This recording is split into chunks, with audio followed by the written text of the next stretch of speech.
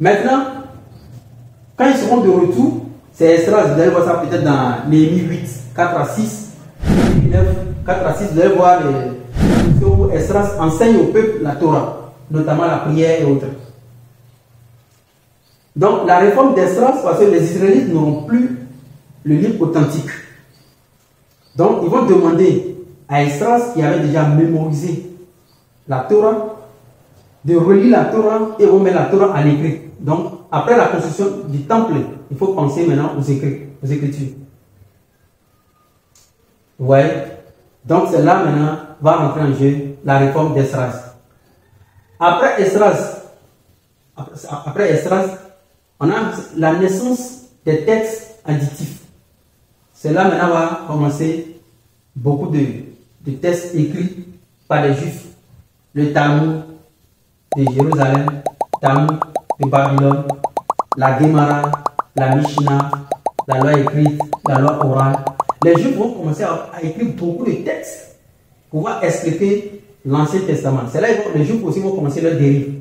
C'est-à-dire le gauchissement, les additions, les soustractions. C'est à cette période-là que les Juifs vont commencer tout ça. C'est-à-dire si tu veux comprendre la Torah, il faut que tu lises leur livre. Vous voyez un peu? Alors qu'avec Moïse, ce n'était pas ça. Donc ici maintenant, beaucoup de rabbins vont trouver l'opportunité d'infiltrer dans l'exigence, dans l'écriture, dans l'imposition aussi des doctrines. Cela va commencer le plus gros problème. Notez très bien ici, cela va commencer dans le plus gros problème de l'avènement de Jésus-Christ à l'Islam. Alhamdulillah, je pense qu'on approche maintenant de ce dont pourquoi Jésus-Christ à l'Islam, il a été envoyé par Dieu. On est arrivé là où on a parlé de la naissance des textes additifs, où on a parlé de la période des Écritures des Juifs pour gauchir l'Ancien Testament, pour amener le peuple à lire des exigences pour pouvoir comprendre la Torah et autres. On a parlé de la première alliance qui a vu jour avec Moïse, qui est la Torah. Maintenant, Jésus-Christ, lui, vient d'où? Est-ce que l'Ancien Testament a parlé de lui? Si l'Ancien Testament parlait de lui, pourquoi les Juifs ne vont pas comprendre? Donc ici, c'est le point le plus capital, expressif même de la mission de Jésus-Christ à l'Islam. Pour commencer, il faut aller un peu en arrière. Les Juifs disaient qu'ils attendaient un Messie. Mais quand Jésus-Christ à l'Islam est venu, ils ont dit non, ce n'est pas lui. Mais est-ce que les Juifs ont raison ou est-ce que c'est Jésus qui a raison? Du coup, si Jésus a raison, c'est qu'il doit avoir mention de sa venue dans l'Ancien Testament. Maintenant, s'il y a ces mentions dans l'Ancien Testament, les Juifs les lisaient. Pourquoi ne vont-ils pas prendre Jésus à l'Islam puisqu'ils attendaient un Messie? Bon, pour commencer tout, dans la théologie, il y a d'abord le ton oraculaire, c'est-à-dire la parole de Dieu. Quand est-ce que la nouvelle alliance a vu jour, notamment la personnalité de Jésus-Christ? Ça a vu jour, on est ici au Nouveau Testament. C'est-à-dire le Nouveau Testament est la nouvelle alliance. On est tous d'accord. Dans Jérémie 31, verset 31 à 37, Dieu va dire, je pense que vous allez faire une pause pour faire la lecture parce que la lecture est longue. C'est ici la clé de la mission de Jésus. On va lire un peu. Dieu dit, voici que les jours viennent, oracle de l'Éternel, où je conclurai avec la maison d'Israël et la maison de Juda. On a vu qu'il y a les deux maisons de Juda et la maison d'Israël. Dieu dit qu'il va conclure une nouvelle alliance avec eux. Ça, c'est la parole de Dieu annonçant Jésus. Mais chaque chrétien qui m'écoute, est-ce que ici, Dieu a dit qu'il va conclure l'alliance avec le monde entier? Non. Parce que la personnalité qui va concrétiser cette alliance-là, elle sera destinée aux deux maisons d'Israël, royaume du nord et royaume du sud. Jérémie 31, verset 37. Et dans cette lecture, il est question de quoi? Dieu dit, au verset 33, il dit, je mettrai ma loi au-dedans d'eux. L'avènement de Dieu sera toujours une question de loi. Ok. Qu'est-ce que Dieu va dire vers le verset 36? Dieu dit, si ces lois viennent à cesser devant moi, oracle de l'Éternel, la descendance d'Israël aussi cesseront pour toujours d'être une nation devant moi. Ainsi parle l'Éternel. Dieu dit, hein, on va résumer, qu'il va refaire une nouvelle alliance avec les enfants d'Israël, pas l'ancienne alliance qu'il avait conclue avec eux par la Torah. La nouvelle alliance va concerner les deux maisons d'Israël, sud et le nord. La personnalité de cette alliance va parler de la loi. Et si cette alliance, ils l'ont encore abolie, comme ils l'ont aboli l'ancienne alliance par la naissance des livres additifs et puis tout ce qu'ils ont fait comme l'injustice, c'est fini pour eux. Dieu, c'est fini pour eux parce que l'alliance c'était deux alliances qu'il allait faire avec eux. Ouais. Donc, dans Jérémie 31, verset 29 à 30, Dieu dit ceci, 29 à 30. Je lis, en ces jours-là, on ne dira plus, les pères ont mangé des raisins verts et les dents des enfants, des fils plutôt, sont agacés. Mais chacun mourra pour sa propre faute. Tout homme qui mangera des raisins verts aura des dents agacées. Vous voyez, ici c'est très intéressant ce verset Jérémie 31, 29 à 30. Les Juifs, ils ont commencé à altérer les textes ici. On est tous d'accord. Pourquoi ils ont commencé à altérer les textes? En altérant les textes, ils altèrent les enseignements. Ok. Pourquoi? C'est parce que les Juifs, ils ont commencé à donner des enseignements comme quoi, quand tu pêches, tu vas prendre un animal, tu fais un sacrifice. Quand tu commets une exaction, tu prends un animal, tu fais un sacrifice et c'est fini. Quand tu commets l'injustice sur ton frère, tu prends un animal, tu vas faire un sacrifice et c'est fini. Parce que les Juifs, ils sont orgueilleux. Vous voyez un peu? Ils sont injustes. Donc, ils ne veulent pas demander pardon. Non. Pour eux, c'est de faire des sacrifices. Donc, vous allez voir que tout ce que vous allez trouver dans l'Ancien Testament, dans Lévitique, comme quoi si tu pêches, comme si tu fais comme ça, tu prends 2 taureaux, tu vas faire comme ça, tout ça là, tout est faux. Les Juifs faisaient le sacrifice du peuple. Tout est faux. Parce que Jérémie le dit ici. Parce que Jérémie était un prophète au sud. Et il va mourir en Égypte. Donc, ces faux enseignements des Juifs, c'est ça qui va susciter maintenant l'avènement d'un messager pour venir les restaurer. Donc, dans l'avènement de ce nouveau messager-là, il sera question de bannir ces faux enseignements passés des Juifs. Comme quoi, si tu fais quoi que ce soit contre ton ami, tu lui demandes pardon et non pas tu vas faire sacrifice. Tu fais face à tes actes. Ouais, tu fais face à tes actes. Quand la personnalité va venir, c'est ça qui sera Jésus-Christ dans Matthieu 2, 6. Il est question de et toi, Bethléem, terre de Juda, tu n'es certainement parmi les principales villes de Juda, car de toi sera un chef qui pètera Israël, mon peuple.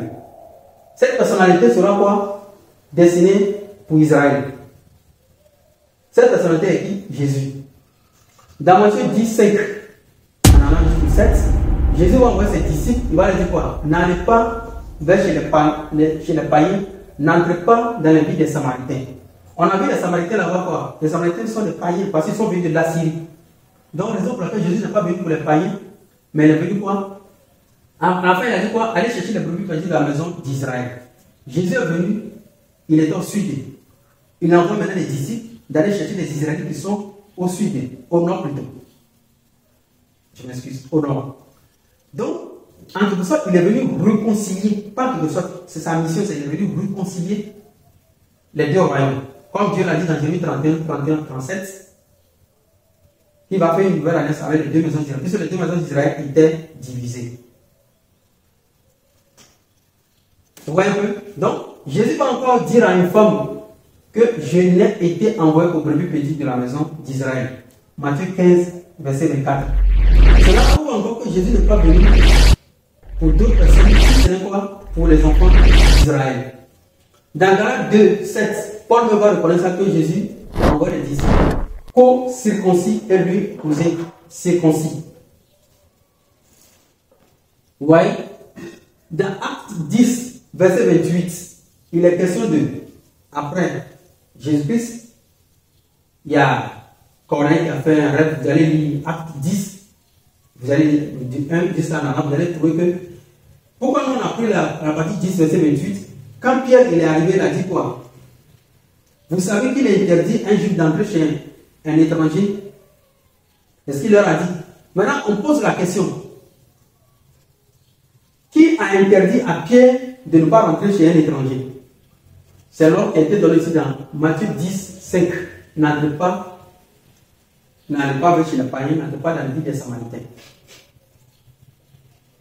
Donc, dans Matthieu 2, 6, dans Matthieu 10, 5, dans Matthieu 15, 24, Acte 10, 28, Galates 2, 7, Jérémie 31, 31, 35, Jérémie 31, 29, 30, il est clair ici que le message de Jésus-Christ est destiné quoi? Aux enfants d'Israël, sans ambiguïté. Ensuite, le message de Jésus-Christ s'est-il prononcé oui ou non? Selon l'Ancien Testament, oui. Dans Luc 4, verset 16, il est rentré dans la synagogue, il a demandé le livre d'Ésaïe, on lui a donné le livre d'Ésaïe, notamment Ésaïe 61. Il a lu. Quand il a lu, les Juifs, ils étaient étonnés. Il s'est levé, il leur a dit, cette écriture, cette prophétie que vous lisiez, bien avant moi, c'est accompli aujourd'hui à ma personne. C'est-à-dire, c'est de moi que parlait cette prophétie, Ésaïe 61. Dans Ésaïe 61, verset 1, tout ce que Jésus a lu là, il n'y a pas une partie où Jésus a lu, je vais mourir pour l'humanité. Ça n'existait pas. Il n'y a pas une partie où il a dit, je suis venu pour mourir pour vous. Ça n'existait pas. Il n'y a pas une partie où il a dit, je suis venu pour mourir pour les païens. Ça n'existait pas. Maintenant, pourquoi est-ce que le christianisme aujourd'hui colle cela à Jésus, ça allait ça comme ça? Dans Matthieu 9, 13, il mangeait avec des injustes. Ils sont venus. Ils ont stigmatisé son comportement. Il a dit quoi? Qu'il n'est pas venu pour les justes, mais pour les injustes. Ouais. Et qu'est-ce qu'il a dit par la suite? Il a répété ce que Osée avait dit, parce que Osée était un prophète au nord. Il disait, quand les gens faisaient le sacrifice au nord, il leur disait quoi? Dieu allait apprendre ce que signifie Dieu dit, je vais la miséricorde et non le sacrifice. Dieu n'est pas sacrifice. Dieu fait la miséricorde. Jésus dans Matthieu 9, 13, il a répété cela aux gens, que les païens n'ont pas besoin de sacrifice pour aller vers Dieu. Non.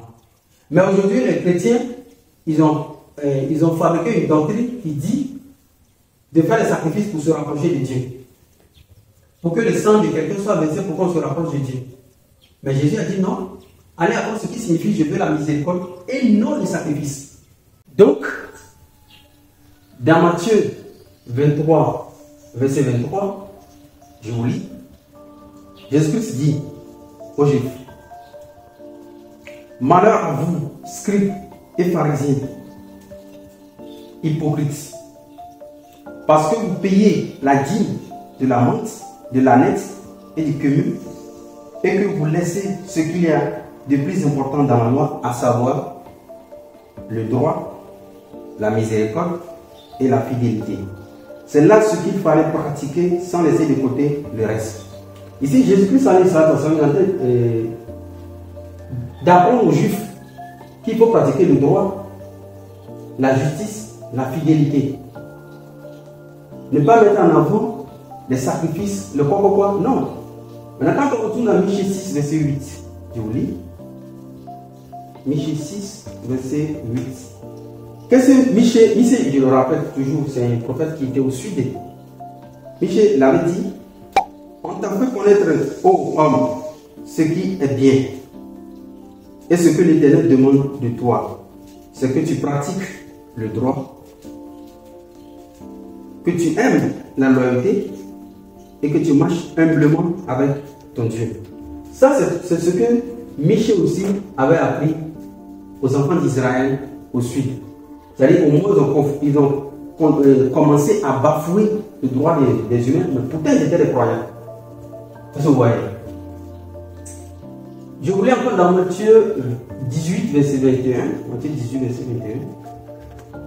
18, verset 21.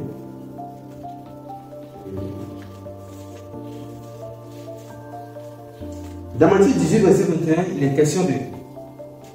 Alors, Pierre s'approcha et lui dit, Seigneur, combien de fois pardonnerai-je à mon frère lorsqu'il péchera contre moi? Jusqu'à 7 fois, Jésus lui dit. Je ne te dis pas jusqu'à 7 fois, mais jusqu'à 70 fois 77 fois plutôt. Jusqu'à 77 fois. Autant pour moi. Vous voyez? C'est-à-dire, c'est le disciple de Jésus qui lui demande combien de fois doit-il pardonner son frère si son frère a une culpabilité envers lui. Il lui dit, jusqu'à plus de 77 fois, tu dois lui pardonner. Mais pourquoi tous ces enseignements? Quand Jésus vient donner tous ces enseignements-là, je vais rajouter encore ce verset avant de vous expliquer tout en gros. Dans Jérémie 31, verset 29 à 30, Jérémie, il était au sud. Lui aussi, il enseignait le peuple. Et c'est ce qu'il leur disait. Mais Jérémie va parler de la nouvelle alliance comme on a vu. Qu'est-ce que Jérémie va dire au peuple? Jérémie 31, verset 29 à 30. En ce jour-là, on ne dira plus, les pères ont mangé des raisins verts et les dents des fils sont agacées. Mais chacun mourra pour sa propre faute. Tout homme qui mangera des raisins verts aura les dents agacées. Pourquoi Jérémie donnait cet enseignement aux Juifs? C'est parce que, vous allez découvrir pourquoi. C'est parce que dans Lévitique 16, verset 22, qu'est-ce que les Juifs ont enseigné? Le bouc emportera sur lui toutes leurs fautes dans une terre désolée. On chassera le bouc dans le désert. Vous savez pourquoi on lit tous ces versets? C'est vraiment déplorable. C'est-à-dire les Juifs, quand ils sont en culpabilité envers un frère, ils ne doivent pas le pardonner. Vous voyez un peu? Ils ne doivent pas avoir le pardon et autres. Mais, ils vont tuer un animal. C'est-à-dire, c'est un principe de l'orgueil, c'est un principe de manque de modestie des Juifs. Donc Jésus-Christ va venir, il va leur dire non, pas de sacrifice.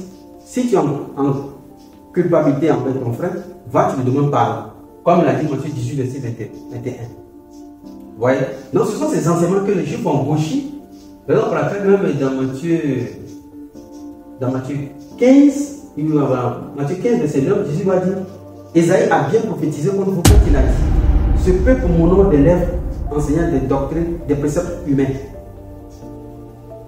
Donc, le fait d'enseigner aux gens que si tu es en culpabilité envers un frère, va seulement dans Lévitique 16, verset 2, tu prends un bouc, tu tues et autres, est un faux enseignement, un précepte humain.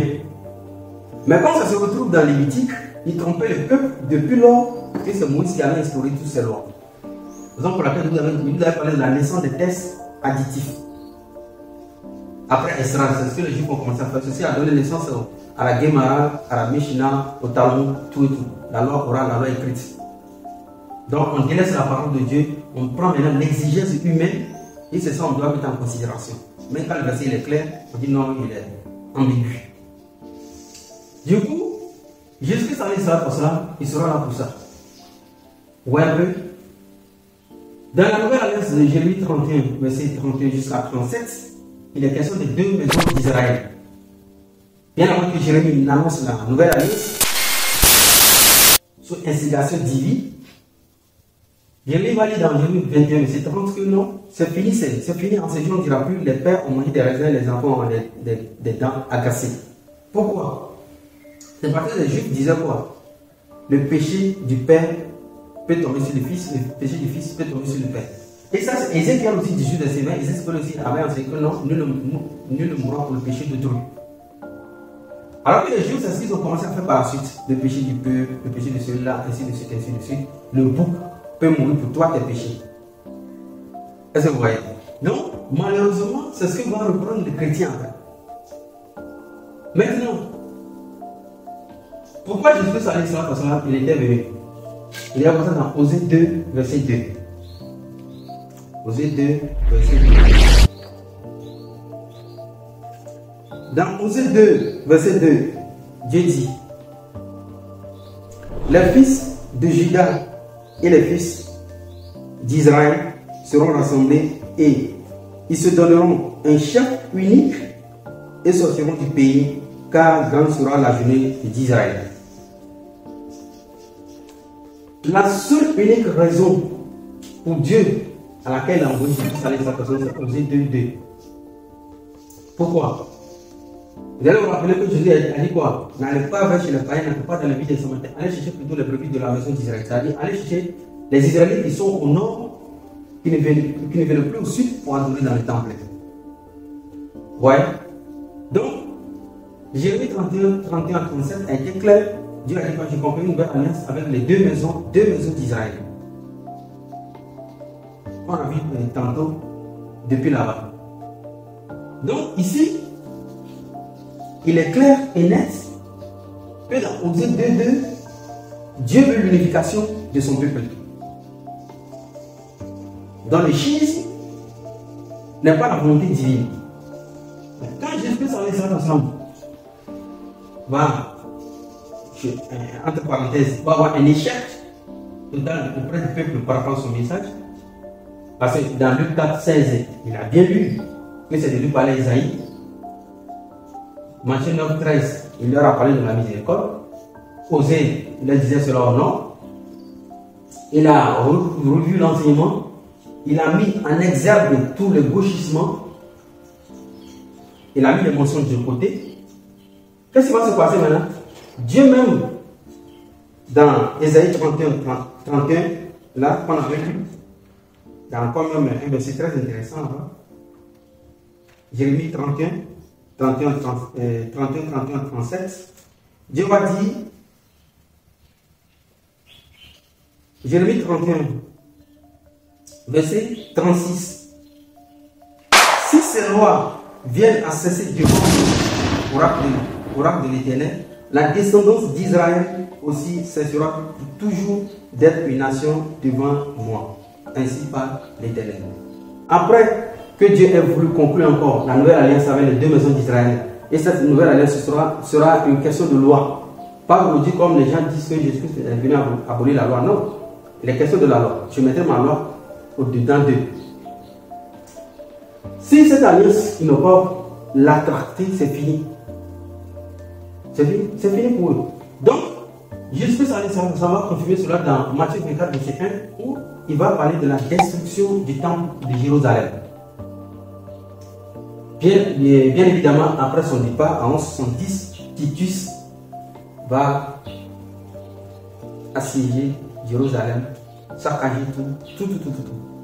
Le temple brûlé. C'est le temple qui a été brûlé quand ils sont partis à Babylone. Dieu les a graciés, ils sont revenus. Ils ont reconstruit le temple l'an 520-515. Ils ont repris encore l'infidélité. Vous voyez un peu? Qu'est-ce que Dieu va faire? C'est fini pour eux. C'est fini pour les Israélites. Mais on a dit que Dieu, dans la Genèse 12, verset 3, il a parlé de quoi? D'un engagement avec Ibrahim alayhi salam. Et il a dit, en toi seront bénies toutes les familles de la terre. C'est-à-dire, un messager viendra de toi, de ta descendance, qui sera envoyé alimenter tout entier. Jusque-là, aucun Israélite n'a été question d'envoyer alimenter tout entier. Donc, qu'est-ce qui va se passer? Dans le Coran, Surah 61, verset 6, Jésus va dire quoi? Il va dire aux enfants d'Israël qu'il est été envoyé à eux. Il est reçu il est pour. Et maintenant, voici, je vous annonce un messager après moi. Mimbadi, Ismou, son nom, Ahmad. C'est clair? Jésus va envoyer ce message aux enfants d'Israël, mais ils ne vont pas le croire. Dans Matthieu, bon, on laisse pour le Matthieu pour le moment, on parle ici de Mohamed, alayhi salam. C'est là que Jésus va annoncer, Inch'Allah, l'avènement de Mohammed alayhi salam. Pourquoi? Mohammed alayhi salam, il est descendant d'Ibrahim à partir d'Ismaïl. Dans le désert de Paran. Vous voyez maintenant comment est-ce que la parole de Dieu elle est claire. Donc tout le long de ce qu'on a appris ici, est-ce qu'il y a une partie où il est mentionné historiquement de la bouche de Dieu vivant que Jésus-Christ viendra mourir pour l'humanité? Non. Ça n'existait pas. Il est venu restaurer le message. Il est venu annoncer Mohammed alayhi salam. C'est fini. On dit certains chrétiens me disent non, Montre-nous maintenant où est-ce qu'il a annoncé Mohammed dans l'évangile. Non, l'évangile est une construction des Grecs et des Romains. Parce que Cyrus le Grand, qui a pris le contrôle de l'Empire perse, va se voir décliné par Alexandre le Grand après. Donc, à l'avènement de Jésus, on sera sous tutelle de l'Empire romain, grec, romain, grec, romain, grec. Vous voyez?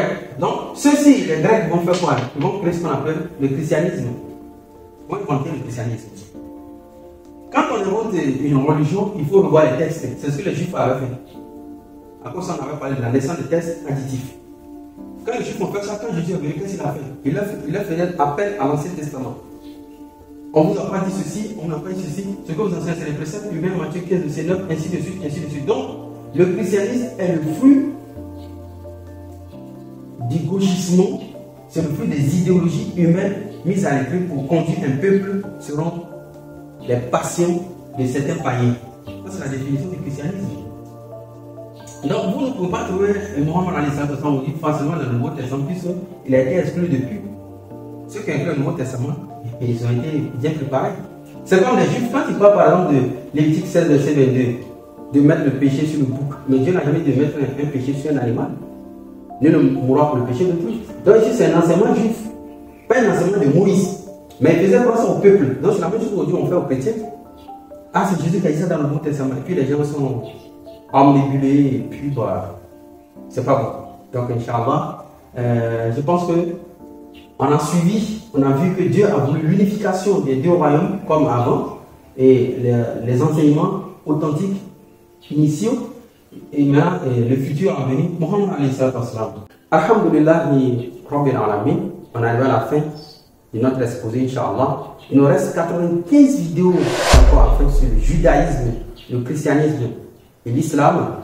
Donc, pour ceux qui s'intéressent à ce genre de contenu, qui s'intéressent à l'interreligieux, nous aussi on a pris la responsabilité de toucher un peu à tout pour voir un peu ce qui peut ressortir de cela comme une vérité pour certains ou un mensonge pour d'autres personnes, Inch'Allah. Mais le principe reste le même, se baser sur les Écritures, Inch'Allah. Nous, c'est notre méthodologie. Pour ceux qui s'y intéressent, abonnez-vous sur YouTube Ismaël Koussi, Facebook Ismaël Koussi, et abonnez-vous aussi sur TikTok que nous allons rentrer très bientôt, Inch'Allah, pour vous donner des petites vidéos avec des arguments Bible, Coran, Inch'Allah. Pour ceux qui s'intéressent au livre de ce que nous avons énoncé tout à l'heure, les livres, Inch'Allah, il est là. Faites-nous venir vos numéros de messages Messenger comme vous voulez. Si c'est le numéro WhatsApp 00228 97 79 38, 00228 97 79 38. Donc, vous aurez le livre, Inch'Allah. Le livre est beaucoup plus développé dans l'histoire parce que c'est une histoire qui se base sur des principes bibliques, historiques, encyclopédiques. Donc, je pense qu'elle est beaucoup plus crédible par rapport à un discours limité dans le temps, comme à une personnalité, Inch'Allah. Donc, barakallahu fikum, salam alaikum wa rahmatullahi wa barakatuh. Pour la prochaine vidéo, abonnez-vous, Inch'Allah.